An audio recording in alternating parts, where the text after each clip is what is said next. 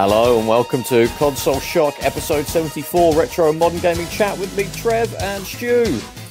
How's it going? Hi, Trev, how are you? We've got the Commodore 74 episode. That's a good point, isn't it? Should we have done it on the 64th episode? We should have done it on the 64th. Yeah. Every time there's a 4 in the end, you've got to do a 4-based console. Commodore plus 4. Plus 4. There's a lot of 4s going around in the land of video games, isn't there? Yeah. Well, just then, PlayStation 4. Yeah. PlayStation 16 and 64. No one ever tried to do a third. Actually, no, I was going to say no one ever tried to do a 32. Yeah, there was 32X and CD32. CD32. CD32. Yeah. CD32. And then it kind of fell out of fashion, didn't it, when we got to the Dreamcast of how many bits something had, which is very interesting, wasn't it? Well, we'll have to wait until the 360 episode. That's 360 bits. 360 bits, isn't it? Yeah, exactly. Yeah, that's right. Teraflops. What are we at now? Like a million bit? Is that what we're at now? Has that ever been established? Bits are just it's almost like the channels between each chip. It's literally it's the size of instruction that the CPU can take, like the word size. So a 60-bit console could take an instruction that's 16 characters long, basically. I'll probably butcher that a little bit. I'm sure someone will correct me, but yeah. And even the comment if Kevin's wrong. Please, yeah. Put a big description in the comments. Stuff. But yeah, and that was basically it. But that was because it was important, because in sort of, in the early days of video gaming, the CPU had to do most of the work to do anything. Consoles didn't really have. Well, they started to get sort of support chips, didn't they? When you sort of hit like the Mega Drive, well, they'd have a sound chip, wouldn't they? It wouldn't be the CPU that would do the sound, but they wouldn't have a graphics card. Like it wasn't really till you got to like PS2 and GameCube and Xbox where they'd have a separate like sound card that would do the graphics and the CPU would do the other bits. And now that's the norm now, isn't it? It's well, saying that though, it's sort of gone back now, where you have the Xbox One was a system on a chip. Yeah, that's right. I think so. It's actually gone back to sort of maybe how things are now with a system on a chip, but that's basically the CPU's on one side of the die, and then the RAM is on one bit, and then the graphics is in another sort of corner. Yeah. I think it saves money, doesn't it? You just make in one chip instead of 5 or something. Yeah, and it's obviously the new Apple M1 computers came out, and they're basically the chip's not particularly powerful, but it's all because it's all on one chip. It's all like clusters of it's all right next to each other, really well integrated together, and that's how it's got the good performance. And I'm sure someone's got a better description of how they work than that, but that's how I understand it. Someone's going to correct the hell out of you now in the comments. You've taken us down a dark path. I'll learn something from reading that. I would. I think they're called an APU, an accelerated processing unit, instead of a CPU, because it's got a. I mean, it used to be like as well, like when a slim version of a console come out. It was because like they managed to combine.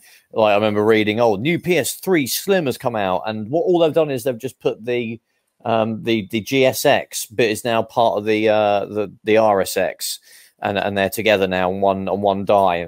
Like you're saying, that means it'll be cooler and cheaper, and there's less parts, and it won't fail. And now they're just saying, well, why don't we just start off like that, and then we won't have to, mess around with trying to consolidate them. I think, exactly. And do you remember when computers didn't need cooling? Yeah, God. What was the first? Probably the first one I think that I remember getting, where I was like, "Oh, that's interesting. It must have a fan. I can hear a fan." It's probably like the Dreamcast, because it had a little vent on the side there. Yeah, Dreamcast had one, and I think that was probably the first console that really had a PC like sort of. It wasn't literally like Intel or anything. I don't mean that, but it had like a separate graphics chip and like the main CPU. But because of that way it was built, it had to have a fan in it as well. I don't think anything else. PS1 didn't, like N64, Saturn. They would just, I guess, that didn't. No, passively cooled, I suppose is the word you call it. Yeah, I don't think anything else did. But after that, I remember, but obviously PCs had fans in them.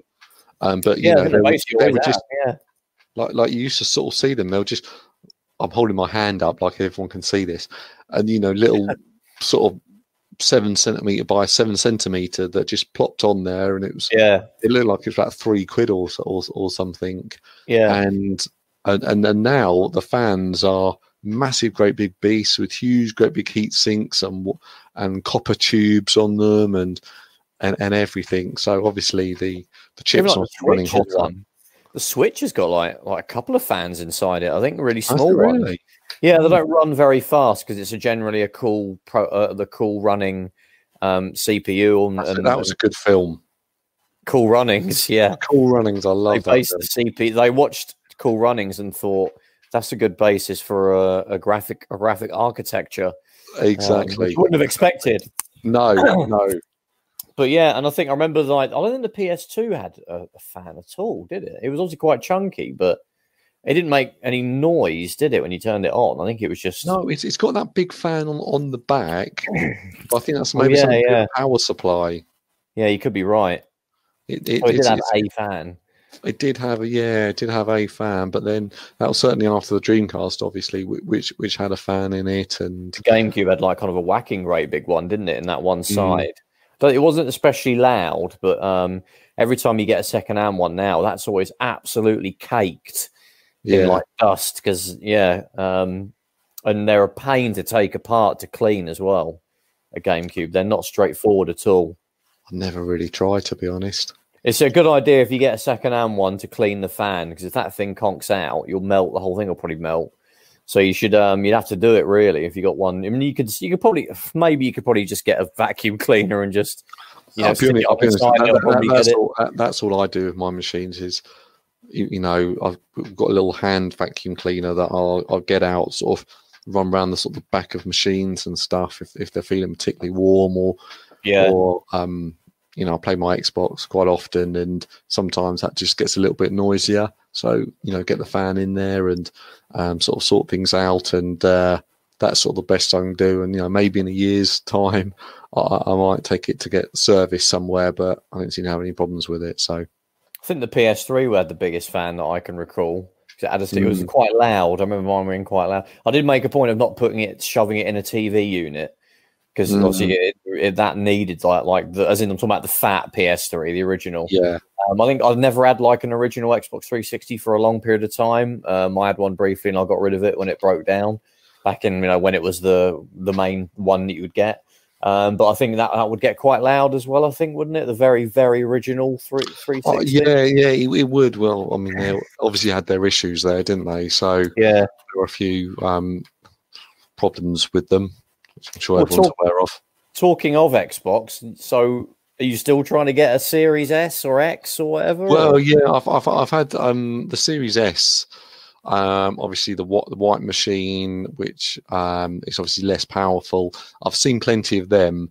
They pop up every sort of now and again, and I think if you want to get one of those, it's available. But the Xbox One X is the one I want. Yeah. And what sort of frustrates me is a lack of availability. But the second thing that really frustrates me is that you see them selling for like £570 on eBay, and you think about, okay, well, £570. So it is tempting, isn't it? Well, no, it's not. Right. It's not, Trevor. Yeah, it's not. Okay. I'm not going to do it. It could be. I'm not going to do it. Good. You shouldn't, though. Yeah, you should. No, it's wrong. Yeah, it's wrong. Okay. Morally wrong. Yeah. Anyway, but what frustrates me is you see someone, they spent £450. They bought this Xbox Series X from somewhere, and now they're selling it for £570. Okay, and then they got to pay eBay about 10, 11, 12% to sell it. Yeah. So then they're left with about £40.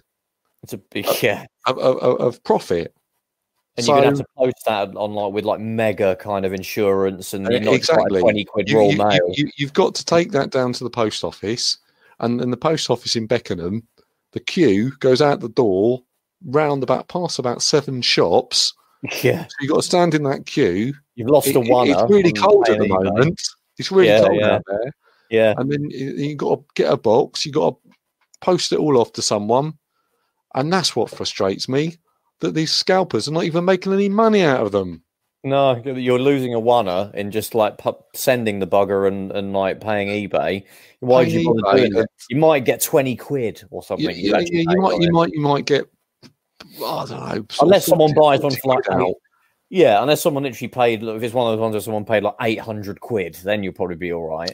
If you can sell it for that much, so probably the PlayStation 5s, I think they go for about that. So but I mean, I think we spoke before. I'm not a fan of scalpers, but if people make money,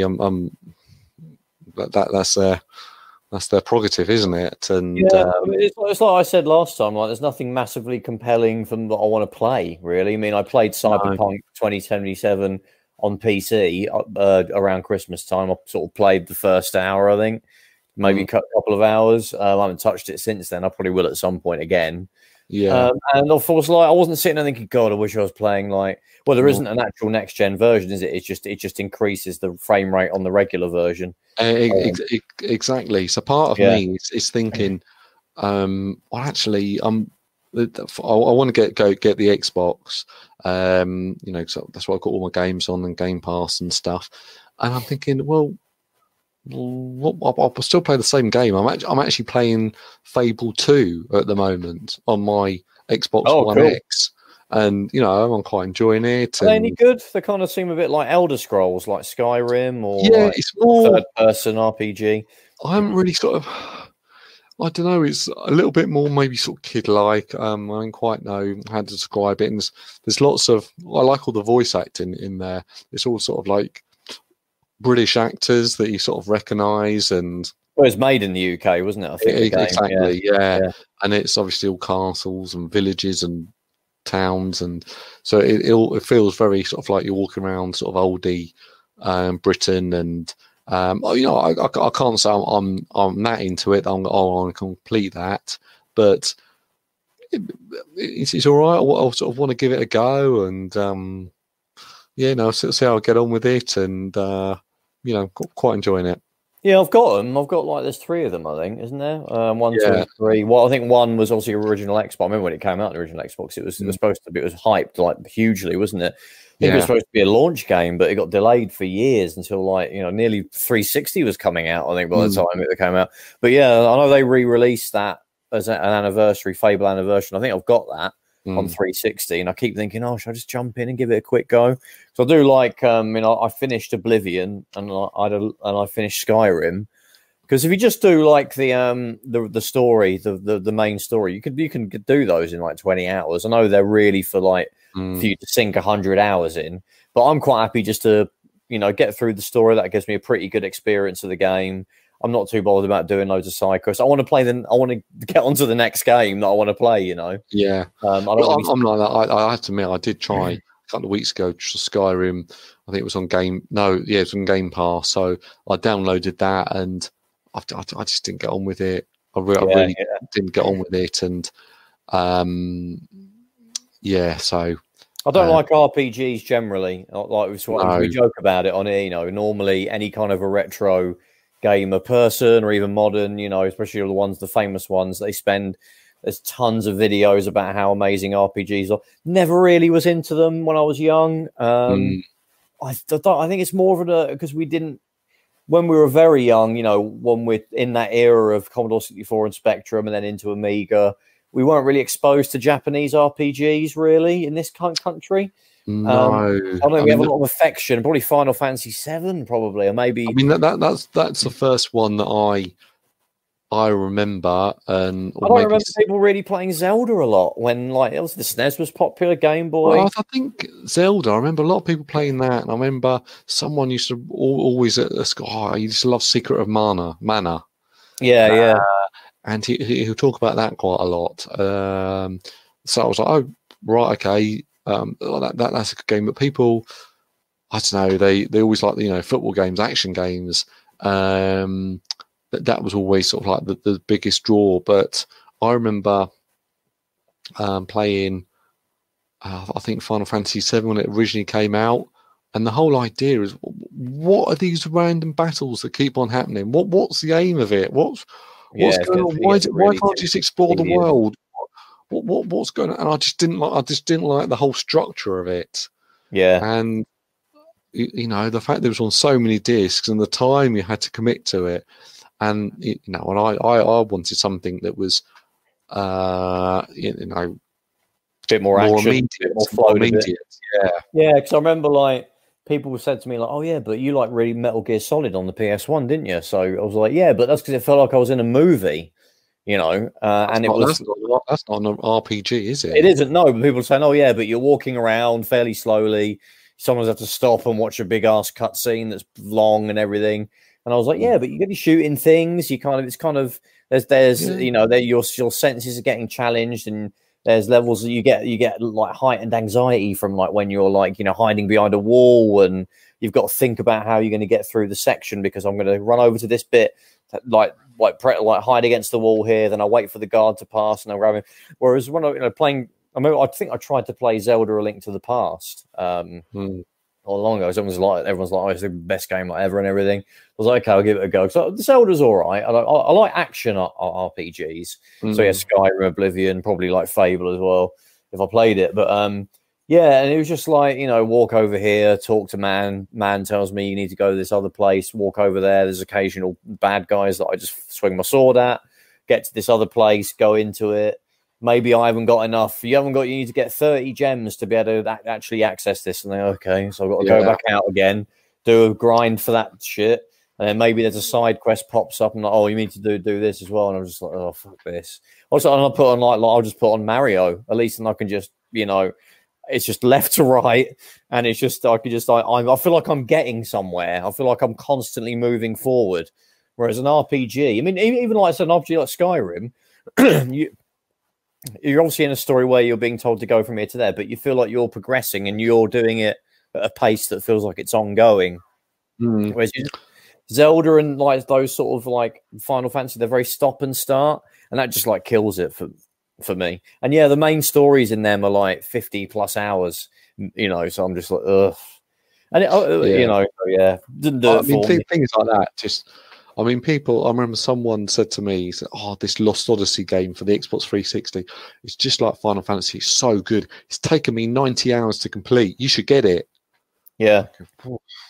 90 hours. I know. When you're at our age, the attention span is just like gone to shit. You kind of want to just like, a couple of hours a night. The only game these days that I've put hundreds of hours into is probably FIFA, and a lot of people roll their eyes at that. But a game like that, I can just, with the career mode, you can just do a couple of matches, and you feel like you've accomplished something and progressed. I remember when I was younger, talking about these sort of games that you used to. Oh man, it was really boring. It took so long. What was going on? But then I used to sit there and play Championship Manager and Football Manager for come in and I don't know, do about 5 or 10 games of that, which would take a long time.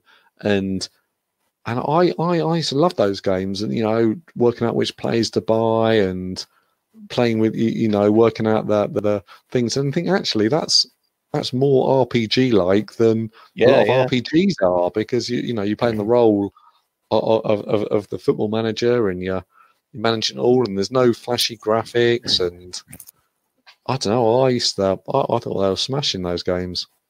Yeah, no, I'm with you on that. So what is that? What you've been playing lately? What have you been playing lately since Christmas? Just Fable, really. And I completed Advanced Warfare, the Call of Duty game. I actually thought that was really good. That one. Yeah, everyone hates that one now. I really liked it. Yeah, it was the one with Kevin Spacey in it. So that and Ghosts are my favourite, and then they're the two that everyone hates. But I thought the campaigns were really good. I mean, neither of them will get a sequel because everyone hated them, which is annoying. But instead we just get endless, World War II, Black Ops. Kind of Black Ops is like the default now, isn't it? Really. It is, yeah. I mean, I thought it was smashing, and I had a sort of quite a predictable story. You knew he was going to be the bad guy, but in real life, he is. Yeah, exactly. So hopefully, no young boys were molested on making of this game that I enjoy playing. Has a whole new context, that game. Do you know what? I'm surprised it didn't actually do a patch. Yeah, I to guess bring him down and just give it a different face and just maybe put a different voice in or something. Like Robert Downey Jr. or something in there, just like a generic face. Gary Oldman, he likes doing video games. You could have got it. Yeah, got him potentially. In. And he's done Call of Duty, so yeah. I used to like that one. And Ghosts, they're both pretty good. What have you been playing, Trev? I definitely haven't been playing Call of Duty. I did have a little spate where I think I mentioned this a while ago, but early last year, I ran through a whole load of them in one go. But I haven't been back since. I got to Black Ops 2, and I finished that.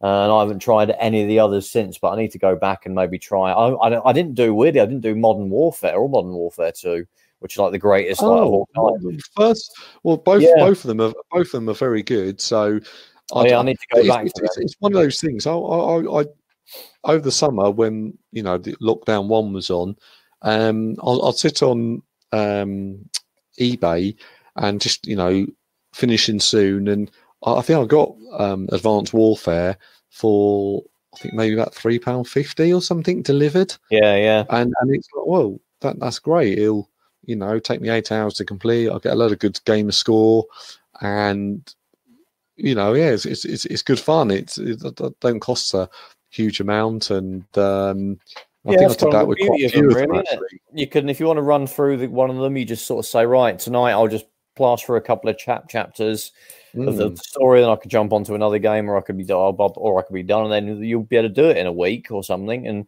only pay £3, yeah. You only pay £3. That's like great. Yeah, you'll pay that for a movie rental that's an hour and a half. So. Yeah, but yeah, in terms of games, I did get Super Mario 3D All-Stars for the Switch, so I played that a bit over Christmas. More Mario 64 I completed back in the day, so I didn't really do too much with that, apart from just to see what it looked like. It also didn't really spruced it up much at all, apart from just an emulator, isn't it? Basically an emulator, yeah. It's still in 4:3, but it's still obviously a great game that I think has aged pretty well for an early 3D game. I did try and play a bit more Super Mario Sunshine, which is one of those games that I've started about 1 billion times over, since it come out, like 20 years, I guess now, which is kind of crazy to think. Because I still think of that as a modern sort of Mario game, when I guess it isn't really. It's like I say, pushing 20 years, but it's it's a little bit. The controls are better now, but it's still a kind of a bit of a crap Mario game. But there's something about it that still makes me want to go back and play it. So I did play a bit more of that, but mainly, like very recently, I sort of dug out my 3DS and I was sort of playing a few games. I sort of picked up a few games on the cheap. Luigi's Mansion, like it wasn't really remake, probably just a port of the first one, because it's weird. There's Luigi's Mansion 2 on there as well, isn't there? Yeah, I think was that a launch game or a very early game? There was 2 came out, and they never thought to like maybe bring over like one, because they never really made a point of maybe just putting a bunch of GameCube games on the 3DS, did they? Even though it was about the same level of sort of graphics that it could spit out. That'd be great. We'll get F-Zero GX, and we'll get Star Fox Adventures, and we'll get all those games. But they did a bunch of N64 games, didn't they? Like Ocarina of Time and Star Fox 64. Yeah. But they didn't really carry on doing that, really. But yeah, literally in 2018, they brought out, and it completely passed me by for some reason, like the original Luigi's Mansion on the 3DS, which is a bit weird, actually. You thought, well, surely they would have made a Switch. They should have made it for the Switch, but maybe it was too far along in development, and maybe they started and stopped it over the years. I think it's probably what happened. And they thought, sod it, let's just finish it, and we'll knock it out, and it'll be the last. We'll say it's the last, big game we're going to release for it or something. But yeah, everyone was saying it's a pretty good port. Again, that's another game that back in the day I started and stopped 1 million times because it was just so different. It was a little bit. I never really had a good big ass run of playing it to try and get through the campaign, but a portable version, I'll probably have a bit of a better time doing it. So I've got that. Ridge Racer 3D, which is a pretty good Ridge Racer game. And Pilotwings, actually, I played the most. Because I actually got that when I got the 3DS on launch, like the day it come out, and I got Pilotwings with it. And I think I went nuts playing it like for about a week, and then I just stopped and never went back to it in literally like that's 2011, isn't it? Like 10 years, I guess, nearly. Yeah, so I was like, literally like fired it up, and I was like, crap, my like save is from like April 2011 or something. But I went back into it because I really like Pilotwings. It's not as good as 64 is the best one, I think. I never liked the SNES one. I've tried to go back to that a few times, and it's real. I find it quite annoying to play now. 64, I think, is aged well. I think that still plays really well to this day. Did you like those games? It's a bit of an odd concept, isn't it? Sort of Pilotwings. Yeah, it is. It's like you've got a game where you've got to jump out of an airplane and land at the right place. Or I remember playing it at a friend's house and not quite. They were good at it, and so they played it a lot, and I wasn't, and I didn't quite understand what was going on. So I can't say I'm a super fan of the Pilotwings games, but I know people sort of like them. So yeah, it's I never had a Super Nintendo back in the day. I had a Mega Drive, so I never really got to play maybe if I played it when it was out, I'd have a different opinion. But yeah, I remember Pilotwings 64 was probably like maybe the second N64 game I got. So for like ages, it was my only like game on it because it was so like we said, like N64 games are so expensive. It was a good chance you'd have your one game for it, and that would be it until Christmas or whenever your next birthday was. So I think I just played the crap out of it, and I really enjoyed it. I think I like completely completed it as well back in the day. And then so I thought, when it was coming, when I heard they were making a 3DS game, I thought, great, I'm going to get that. And it's good, but it's I think the trouble with it is you're on like the Wii Sports Resort. That's like the island that you're doing all of your little thing, which is a bit of a dull kind of nondescript location.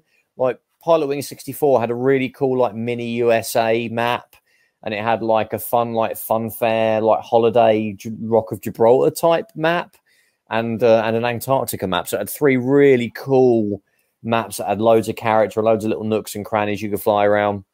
Whereas this is just like Wii Sports Resort. The map, that's basically it, and it's a bit duller. You haven't got things like obviously Statue of Liberty and a little New York bit and a little California bit, and you can't you haven't got anything of that character, but it's still good. And I think this is a good time to maybe start grabbing games for it, because obviously it's completely on its last legs now. Well, I think it's past that now, actually. I mean, I've mentioned before about the 3DS. I've never owned one. Yeah, and the one that something that really not pissed me off, but someone said that Walmart in America are doing 2DSs, the new 2DSs, for $49.99, brand new. So I was like, well, that's a good deal. So, okay, I wonder if anyone in the UK is doing anything like that. And it was just like no one had them.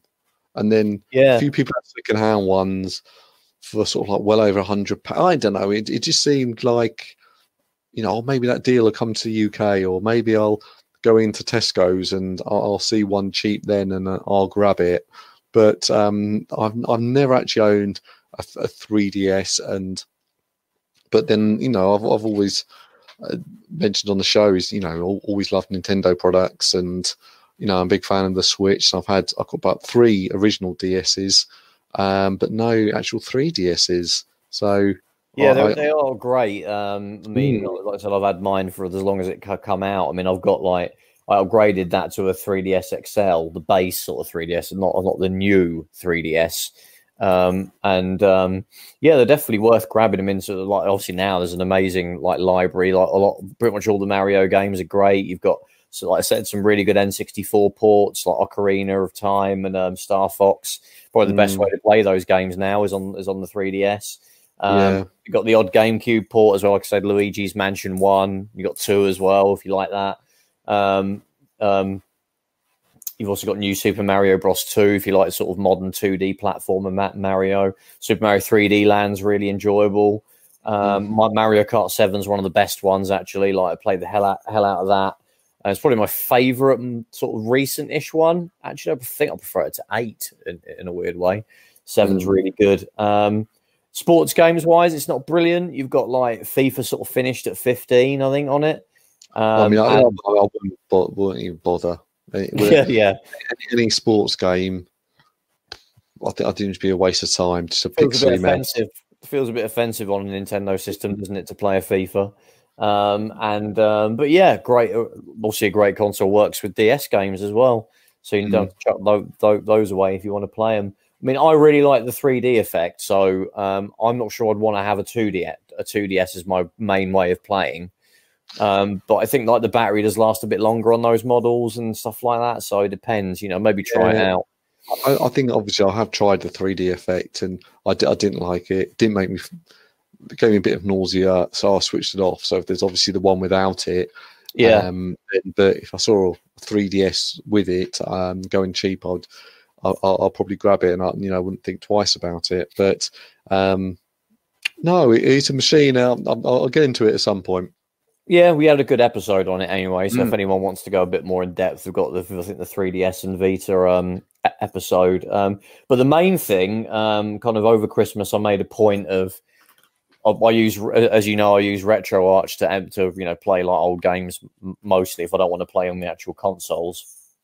And I made a point of saying, right, I'm gonna get like Commodore 64 games going in RetroArch because there are sort of saucy separate emulators that you can run Commodore 64 games on, but they're a bit clunky and they need you often need a keyboard and a mouse to be able to just be able to get back to the menu to switch a game out or something, or to configure it. Whereas if I got it going in RetroArch and got everything set up nice, I know I could just have a nice big list of games I can just toggle through, and all from the comfort of just the joypad run the game. And if there's a game that does need the odd keyboard input, often you could bring up an on-screen keyboard just to press F1 to start the game or whatever the game is asking for. Obviously, if I wanted to play a game that has to have a keyboard, then I can use it. But for the most part, I just wanted to play some of the arcade style games on it that are really enjoyable. And I did. I managed to get it up and running pretty well, actually. I already had sort of a big sort of download of, and again, we're not going to go into how we obtain these things, but I had a big, bundle of all like, I think thousands of Commodore 64 games.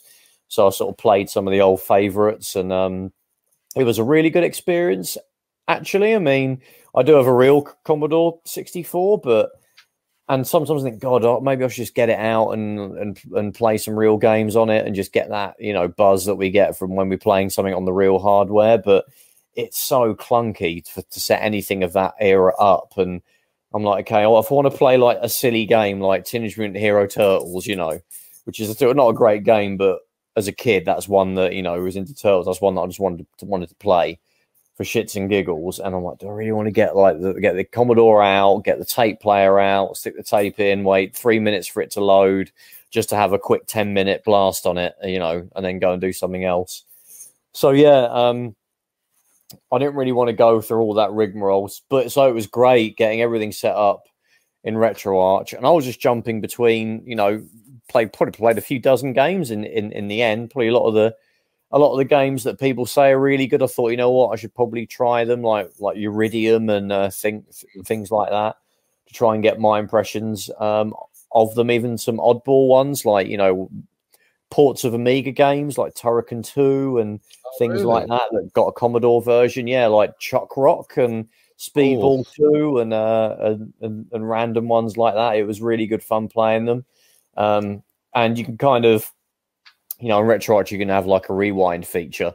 So if you got one of those real classic, balls hard Commodore 64 games, you can kind of, give it a little bit of sort of an easier time for yourself by, you can turn on a rewind feature, you can save states, you don't have to worry about the loading. You can even take images of the tape games, like you have disc images, you can have tape images, and you can load up the tapes. Also, they'll do it in a fraction of the time.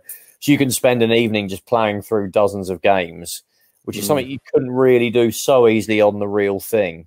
I mean, you could buy the little doobries that go in the back with the SD cards. Yes, you can. Yeah. So you can do that, but then you've got the issue of, you know, you're not on your sofa. You'll probably be at a desk. You'll have to do it on a you know, a smaller TV, not on your big TV, and so on. And I mean, I totally agree with your point, because I a while ago, well, probably let's say 3 or 4 years ago, I brought a Spectrum ZX Plus 2, and it was like, okay, yeah, love it. Got it all working, all look great. So is that I think that is the one to get, isn't it? If you're going to get one, is the Plus 2. It's the Plus 2. It's got the cassette built in, so you don't have to sort of worry about that.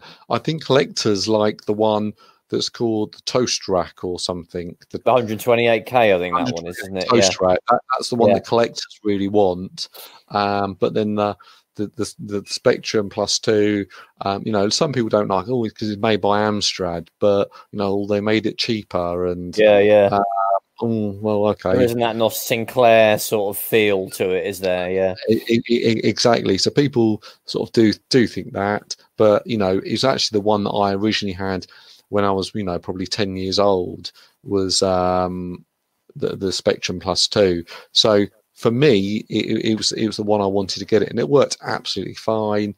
I had no problems with it, and it plays 48K games, 128K games, and I didn't really have any sort of problems with it. But what your point is, you know, it will take, let's say, 7 minutes to load a game, and then you're sort of playing and go, wasn't quite as good as I thought. And then, okay, you put another one on, and then that might take 10 minutes to load. And so actually playing these games on emulators is almost like such a better experience. And I think a lot of these games, people don't quite realise how sort of basic. I know a lot of them were made on BASIC, but a lot of how basic they actually are. It's an interesting point, isn't it? Because they're kind of, they sit in between that era of really basic, like Atari 2600, like bat and ball, you know, just running a tank around a bunch of blocks and firing a missile, and that's it. And the more sophisticated, like what we think of, like you know, 8-bit consoles where you got really like long form platform games with stories, and the graphics are actually things that look like people and real things. They kind of sort of straddle those two eras, don't they? So you've got those. Yeah, they do. And the good and the bad thing about the Spectrum and the Commodore 64 is, to a lesser extent, is, you know, the bedroom coder. And they were just like, oh yeah, let's just make games, and the thing I love about the Spectrum was that I remember when I was a kid, it's like, oh well, the games are $2.99. That's pocket money. You know, you go to Boots, and I'm saying Boots, the chemist. You would go there, you know, and next to all the, I don't know, the makeup, they had the sort of the video game and record section. So you go in there, and it's like, oh man, there's 3 sections of Spectrum games, but only 1 section for the Commodore 64. Right, well, I'll get the Spectrum then. So that's what I based my decision on. And in hindsight, maybe the Commodore 64 might have been the more powerful, better machine to get. But you know, when you're younger, you don't look at things like that in the same way. But the games were, because they were made by sort of bedroom coders and, you know, much smaller teams, and that maybe it wasn't quite the sort of the quality control, and you know, some games were maybe I don't know. They always seem polish, like the Japanese developed games but you know, they did. Things like Super Mario is obviously like the best example, or Castlevania, and they were made at the same times as, you know, let's take Dizzy or sort of something. Basically, and you know, Dizzy's a wonderful game, and you know, very clever how you have to go around and get everything and go back and forward, and it's basically a Metroidvania game with sort of puzzle elements in, and you know, it was a great game. But in reality, if you play it next to Castlevania, the fluidity and gameplay of that and the music is, you almost like can't quite put them in the same sort of category, in my opinion. Yeah, I mean, some people might make the mistake of, you know, thinking, oh, Spectrum and Commodore 64, they're sort of 8 bits. That means that whatever I play will be like kind of like NES, right? You know, they'll be like NES quality. And there are games that you could say, oh, really? And obviously, you could even argue there's some that are beyond it in some ways. Yeah. Because there are genres on both of those systems that you just didn't get, you know, on something like the NES or the Master System. But there's obviously a lot of, I mean, there's like 10 or 20,000 odd games, I think, each for the Commodore 64 and the Spectrum. But amongst that, there's probably, you could probably pick out maybe like 100 or a couple of hundred that you could probably say are the real good, genuinely good games that still hold up to this day.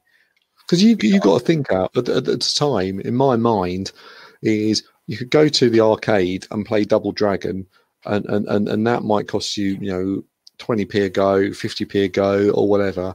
Or you could buy it on a tape and then play it on the Spectrum or on the Commodore 64, you know, for $2.99. And I remember playing Double Dragon and, you know, really enjoying it.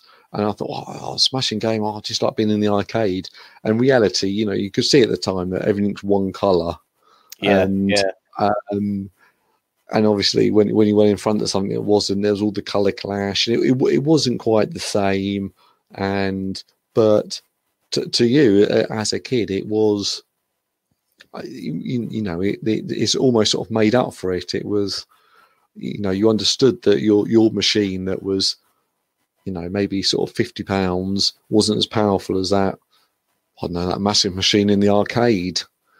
So yeah, the differences were quite stark. I mean, like comparing the ZX Spectrum to the Commodore 64. I mean, you know, I'll put it out there right now. I prefer the Commodore 64, and I did actually. You know, I forgot to mention that when I was just saying about how I sort of got Commodore 64 working well in Retroarch, I actually made a point of getting Spectrum set up as well, so I could have a bit more of a go of that, because my history is, you know, I don't have a lot of it, a bit of extensive play of Spectrum going back to my childhood.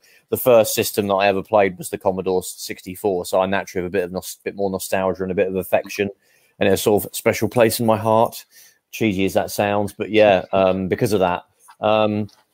So I mean, it's funny. Like, I think the ZX Spectrum, some of the games that there are games actually where there's two versions. There's a version for each console.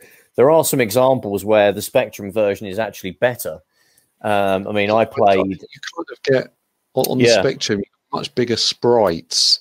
But then they'll all be the same color as the background, for example. But then when you looked at Commodore 64 games, they would always have almost, they'd be a lot more colourful, but then blocking. Maybe the sprite would be much smaller. Yeah. And I think it had a certain, like when someone shows you a picture of a computer game online or you watch a video, you can always tell if it's a Commodore 64 game or if it's a Spectrum game, because the Spectrum games always look a certain way. They have the color clash, that, you know, they're just mainly one color. They just have the big border around them. And then when you look at Commodore 64 games, the actual pixels are more like a rectangle shape rather than being a square shape. And they always seem like they can be made out of pastel colors.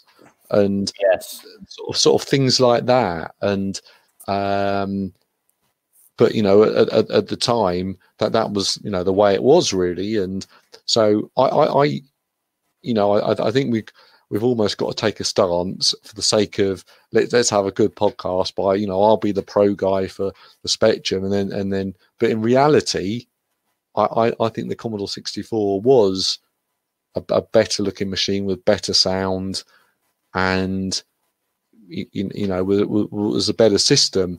But I think at the time it was certainly more expensive than the Spectrum. Spectrum was, you know, it was British. It was made, you know, Sinclair, and everyone knew him.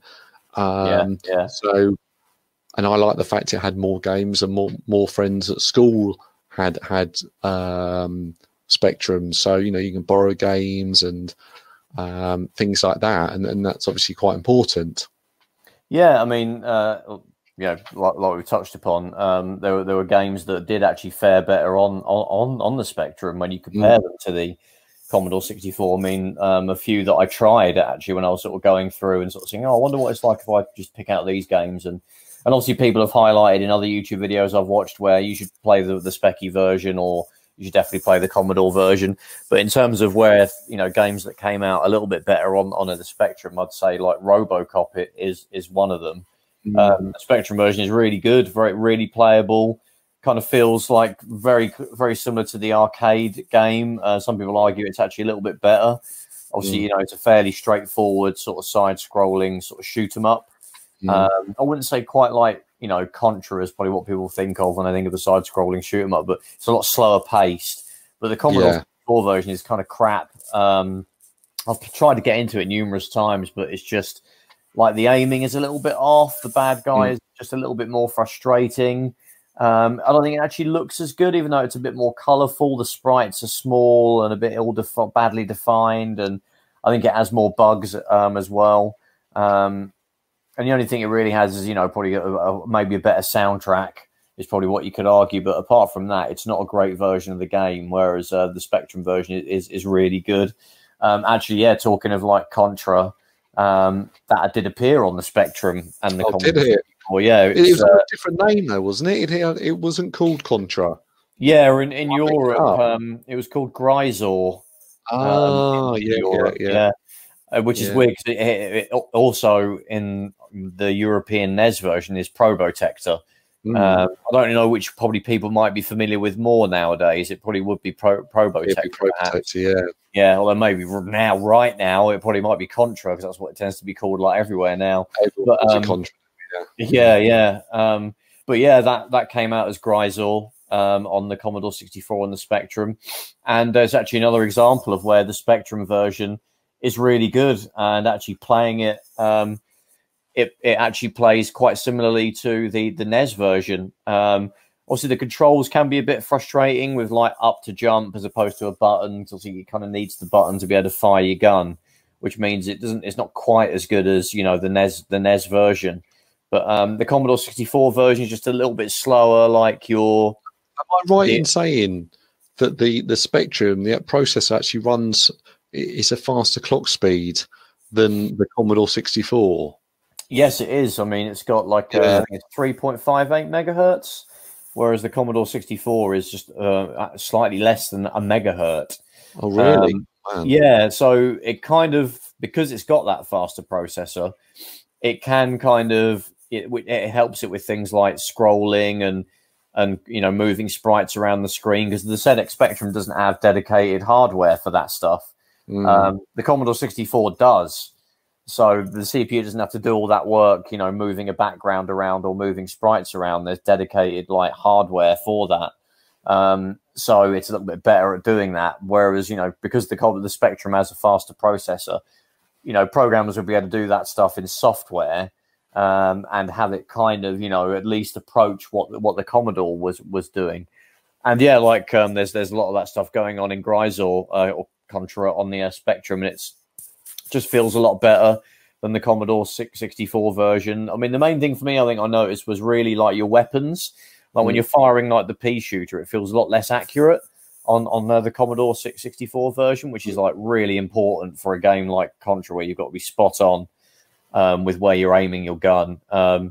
And then there's like a few others, like one that's, you know, not too like one is better than the other, but they're both very good, is Midnight Resistance, which is another sort of another kind of Contra type game. Ocean made that, I'm sure. I can picture the box. So that's a really good run and gun game like Contra. Probably a bit better actually than the sort of Spectrum versions and Commodore 64 versions of actual Contra.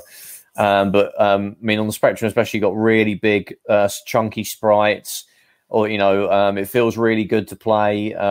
The frame rate is a little bit low, and it's actually sort of flip screen as opposed to sort of scrolling when you progress through the levels. But like, you know, aiming your gun feels really good. You know, when you're firing your gun, you feel it's accurate and doing what you want it to do. It's just a bit slow is probably the main thing. And it's pretty good on the Commodore 64 as well.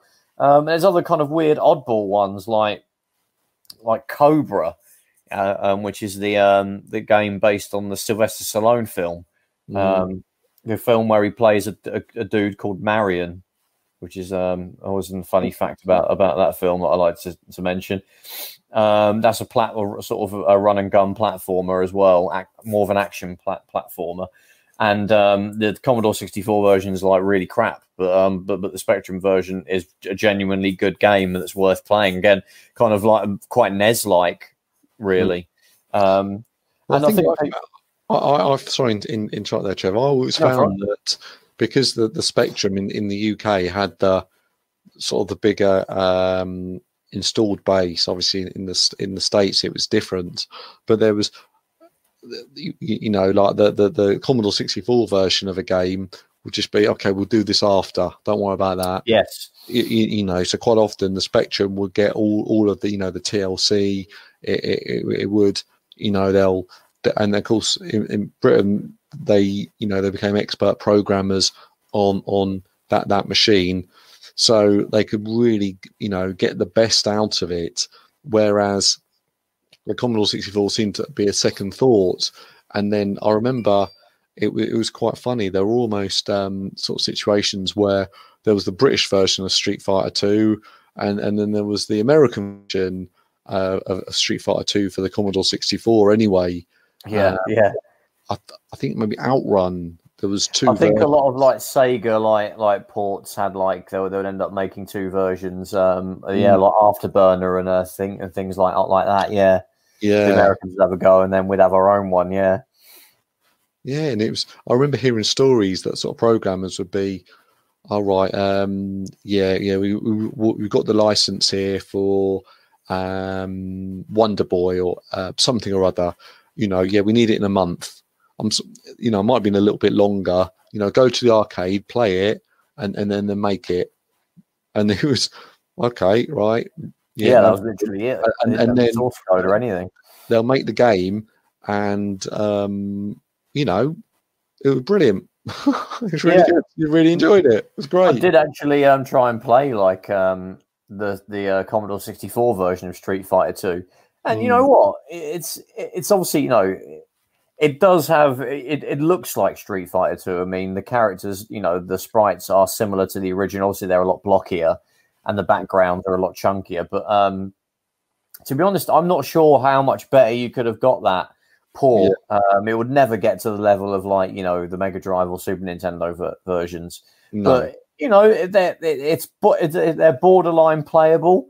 Really, I mean, if you're not too bothered about them being super accurate, you just want to have a stupid little game. You want to just go through a few rounds of just hitting the computer. It's responsive. You know, the characters jump when you want them to jump. Obviously, using one button for every single move, so that's, you know, a little bit confusing. But I didn't find it to be unresponsive or any completely game crippling things to have to happen. So, and obviously, you know, it's probably a little bit more of an enjoyable experience when you're not, you know, loading. I think it came on like a couple of tapes originally.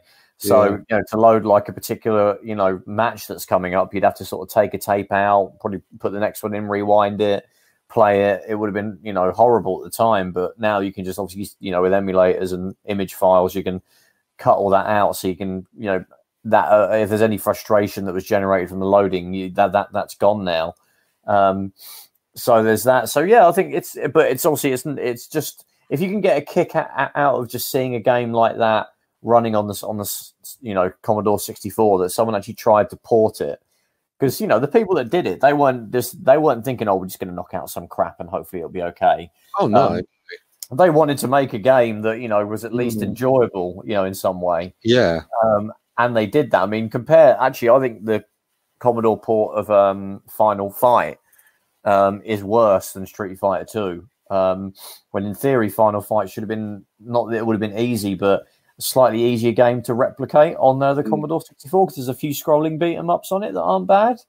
But yeah, no, Street Fighter 2 is it's worth playing just to see, you know, just to see it in action and to see what they did of getting that game onto an 8-bit machine. Because they never really did that. I think there was the Game Boy version.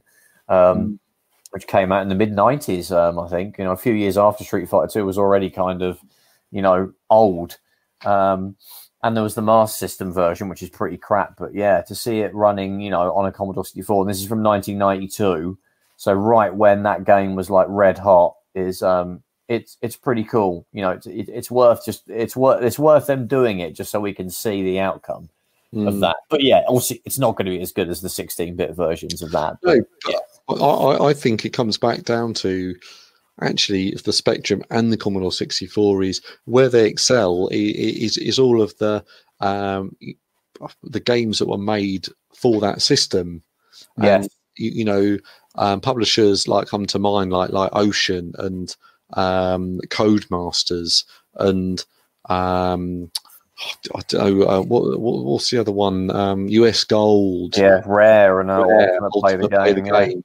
And the games that they actually came out with, and I think it sounds awful, but it actually sounds really positive. But that the bedroom coders of in the 1980s who were making a game and selling it for £250 in their bedrooms, and now they've started like the whole IT industry within the UK, and if there are plenty of video game studios up and down the country that that make things like GTA or so many amazing games that have come out of the sort of the bedroom coders who were giving us a Spectrum or a Commodore 64 or an Amstrad CPC all those years ago, and have and now make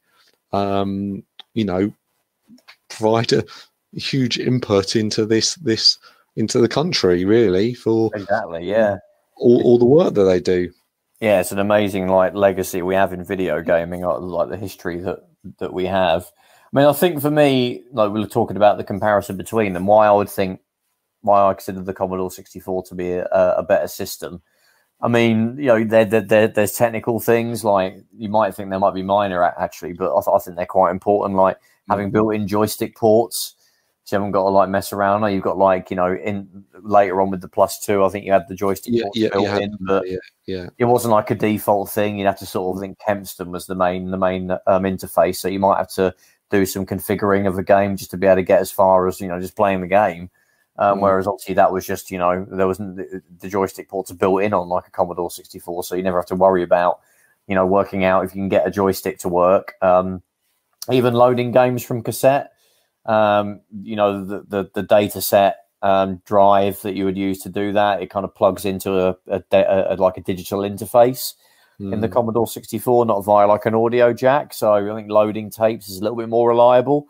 It's sort of done digitally instead of just depending on the sort of game that you've got. Still not 1,000,000% reliable, of course, because it's tapes, but I think that was a bit more reliable. The keyboard is better. It's like a real kind of typewriter keyboard. I don't think anybody can really argue with that. Sound chip. Sound chip, of course, yeah. The SID was the first really good sound chip in any kind of system, I think. You could probably say is it the Atari Pokey chip that was in some arcade games of the very late 70s or very, very early 80s, maybe could be up there. Games sound great, really.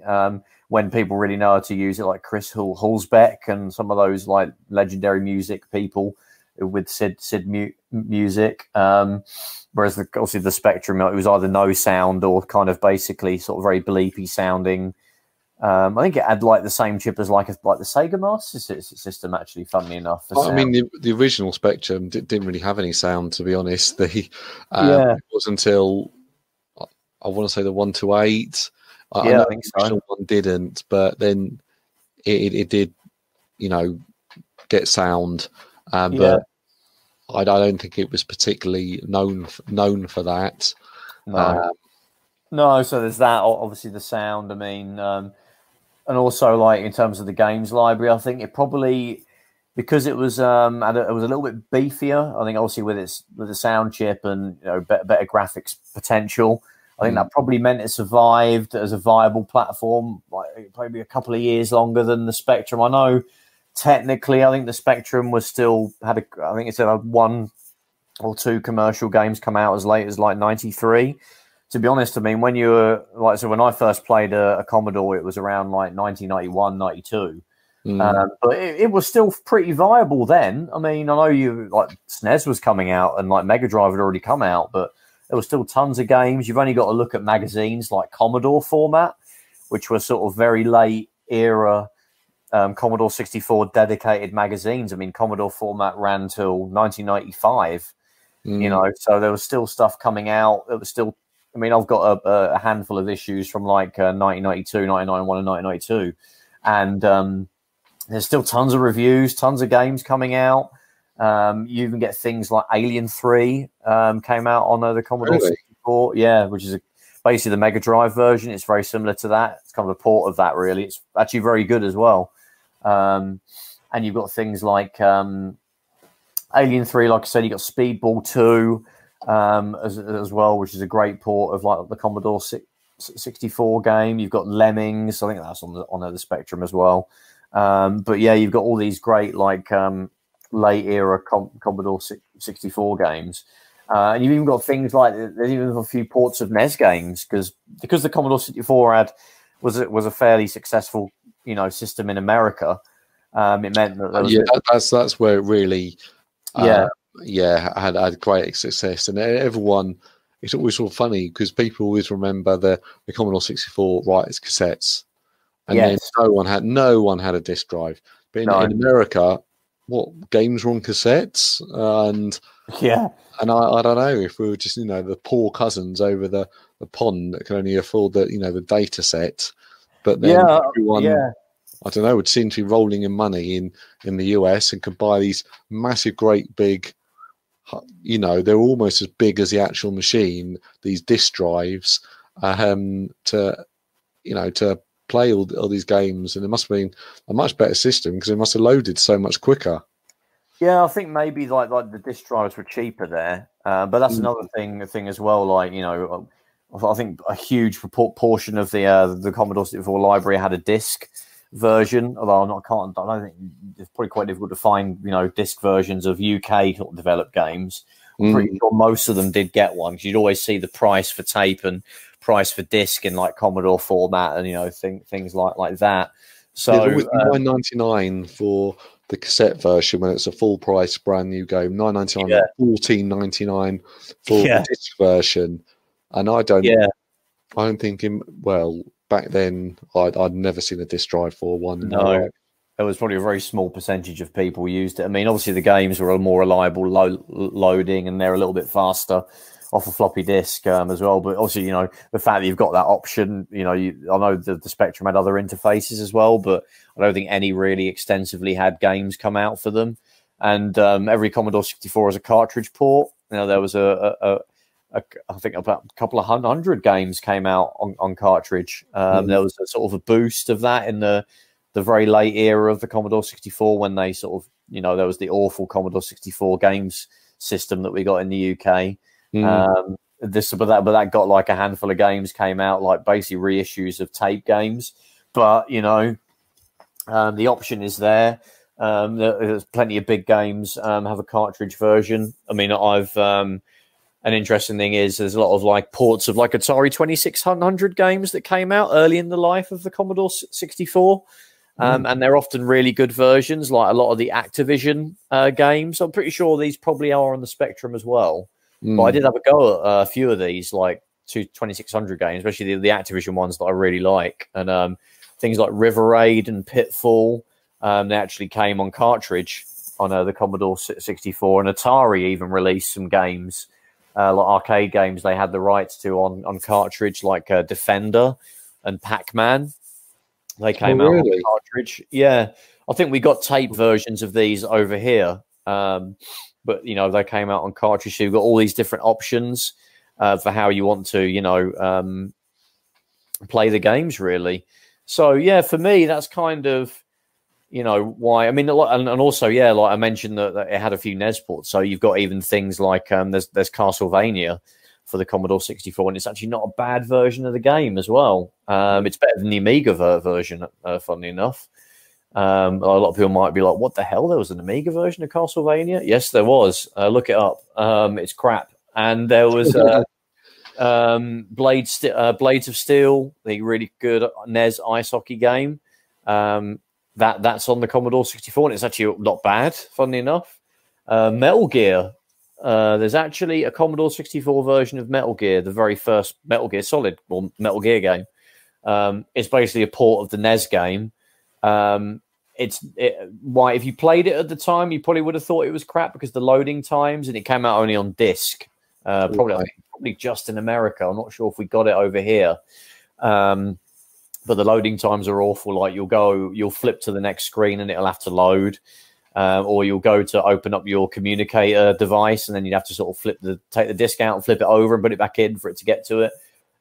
If you played it now in an emulator using disc images, you'll probably find it far more enjoyable, and maybe it's closer to the NES version because of that. But yeah, you got things like that.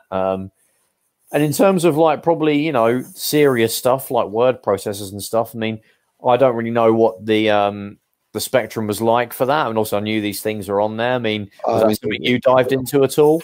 No, I mean productivity software on the Spectrum. I'm sure there was some, and I mean that was the joke that Sir Clive Sinclair always wanted to make the Spectrum a computer for business.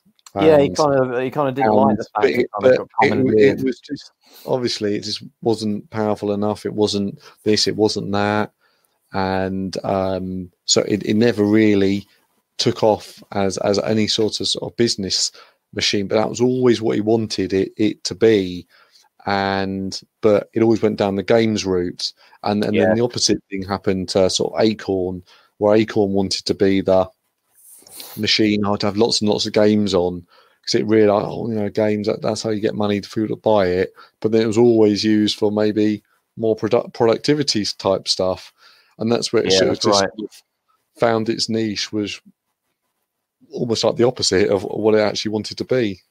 It's funny with the Acorn, because I've always thought, God, would I like to actually grab one of them?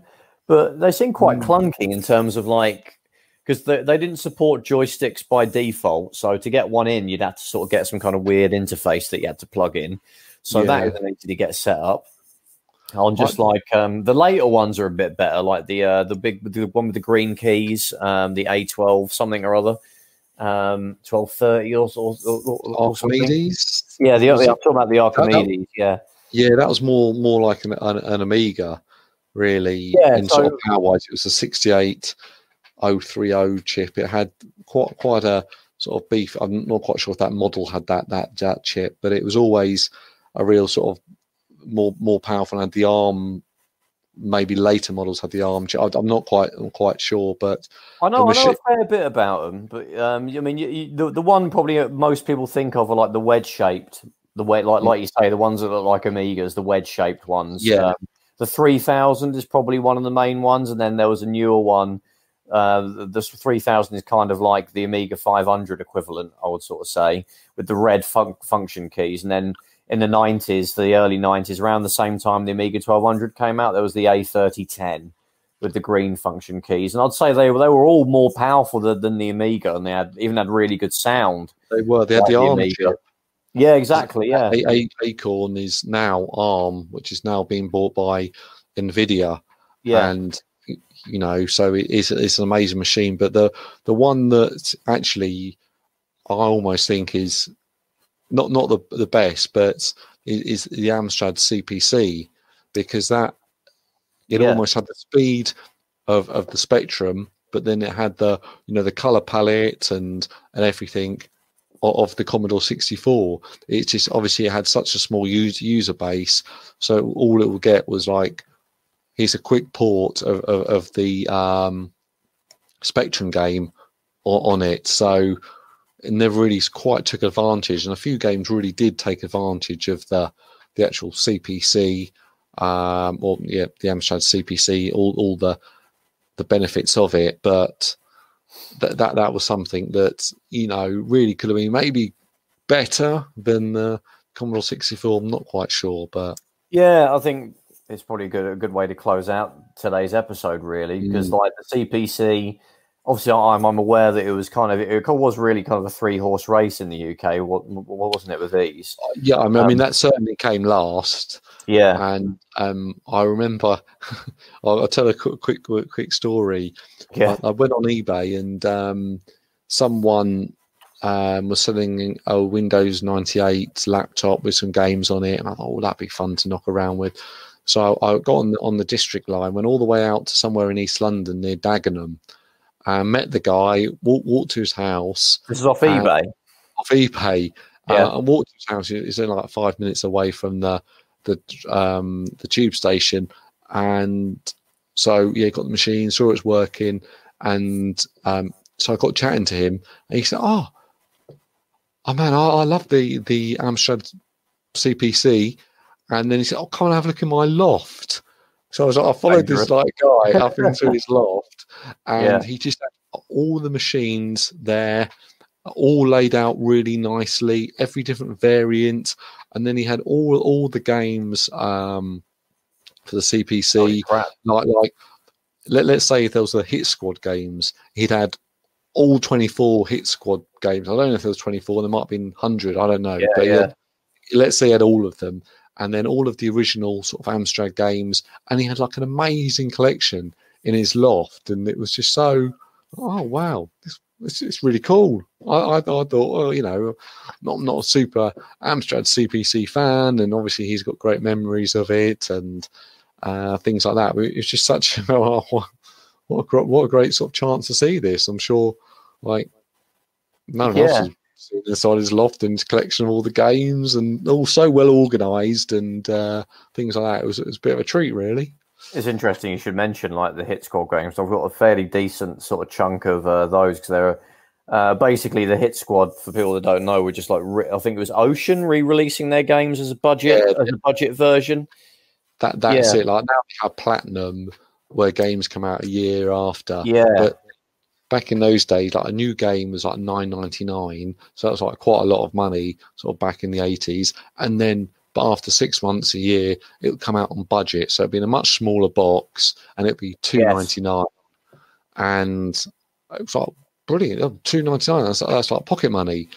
So people would, and then people like collecting all the Hit Squad games, and I can't quite remember all the other ones, Kicks and things like that. And there was a few other budget labels where the other developer or the other publishers would have their own. Kicks was one, wasn't it? Yeah, was that US Gold? I think. I think it might have been, and I was Tronic had one, and and Codemasters. I mean, just came out as a budget thing. Pretty much, yeah. Wish they'd do that these days. If you want to play bloody Dirt Rally or something, it's like, yeah, 40 quid, please. But well, that's they're not being greedy or anything. It's not they're not developers' choices really how much a game gets charged for. But like some of those Hit Squad games, like I think there's about 3 or 4 that are really expensive. Like a couple even, like we're talking thousands of pounds. I think Lethal Weapon. The game of, was literally like the Mel Gibson, Danny Glover's film. There was a game on the 664. That is really friggin' rare. That's like a few hundred quid. Addams Family, a very extremely late Commodore 64 release, and WWF European Rampage. All right, Commodore 64. They to get the Hit Squad versions of those. It'll be easier to find the regular sort of version, which often came. I think Ocean games often came in a little sort of mini Amiga sort of or mini PC big box sort of thing, but obviously in a small box on their initial release. But yeah, obviously when the Hit Squad thing came out, it was just a regular cassette case, like an album would come out in. But yeah, they're really. Have you ever tried to collect those? Are you aware of that whole thing? I don't go down that route. Could be expensive, yeah. Well, if you want to collect Spectrum games, I think in Commodore 64 on cassette, they are on cassette, so they're going to be very, they might not work because there was all magnetic media.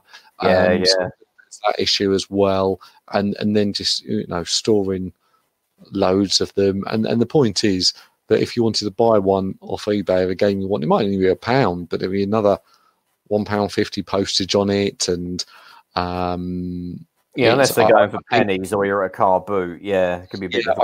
I think I'll be going down the route of going down the emulation or getting. There's lots of sort of SD card readers and things like that you can get for both the Commodore 64 and the Spectrum, where you can just load up all the games that you want to play and just quickly go into each of them. And I think personally that would be the way I would go, and I don't think I'd have any sort of qualms about sort of piracy on such an old system. It's funny actually. I'm just looking right now. There is actually a Hit Squad Adams Family for the Commodore 64. It's still on bid at the moment. It's at £95 at the moment. I mean, that's if you want to get all of them, and it's. I mean, it's certainly not a game that's worth £95 gameplay wise. Yeah, exactly. I'm sure it is to someone. It's worth £95. I'm sure it'll go for more, but like you said, it's a cassette, so it's a lot more volatile. I mean, if you stuck that in, who knows if that's going to work? And I'm guaranteed the person's buying that, so on their shelf they have all of the Hit Squad games. Yeah, of course, yeah. And you just know if they put it in their data set and it chews it up, I mean, God, there's over £100 down the drain in an instant. Exactly, and if it was such a good game, they would have made more of them. Yeah, again, like I think things like the Addams Family, and I think we remember those sort of games. That Addams Family, Lethal Weapon, WWF. We sort of think of a video game, a '90s video game of them. We think of like, I remember playing that on Super Nintendo or Mega Drive. So they were very, very late era, right? The last couple of years, really, of Commodore 64 games coming out. So they would have slipped under a lot of people's radars, and like you say, they probably wouldn't have printed that many, just because there weren't as many people looking to buy Commodore 64 games at that point. So that's probably why they're that rare. I mean, I can imagine a lot of people that wanted all the Hit Squad games probably bought them all in maybe the late 90s when they were just seeing them at car boots and piles of them. People couldn't give them away. You know what? I just think it's so many of those have been chucked out. Yeah, probably. So many cassettes would have been chucked out because I keep on saying how cheap they were in the first place. And they had literally, I imagine, from 1990 to even now, they got literally no resale value, and that there might be a few hundred people who are trying to get them, compared to something like Super Mario, the Super Nintendo, the Mega Drive games, where there might be thousands of people trying to get them. I just don't think there's that market for them. Potentially there is, but I think because it's not a big chunky. They weren't big chunky cartridges that parents would have spent 40, 50, 60 quid on, even in the 90s. They were just a box of cassettes. They were 2 or 3 quid a pop. There was probably a lot. Other people had a lot less qualms about just chucking them away. Just chucking them out, and now, oh God, that's terrible chucking them out. But then, if the person who's originally playing them is now 17 and got a PlayStation 1 and went off to uni or whatever, and that classic story. Exactly, a whole box of cassettes that he hasn't been interested in for 10 years. Well, what your mum bloody threw them out when I went to uni. Now I've got to buy them all again. Yeah, it'll be that story. Yeah.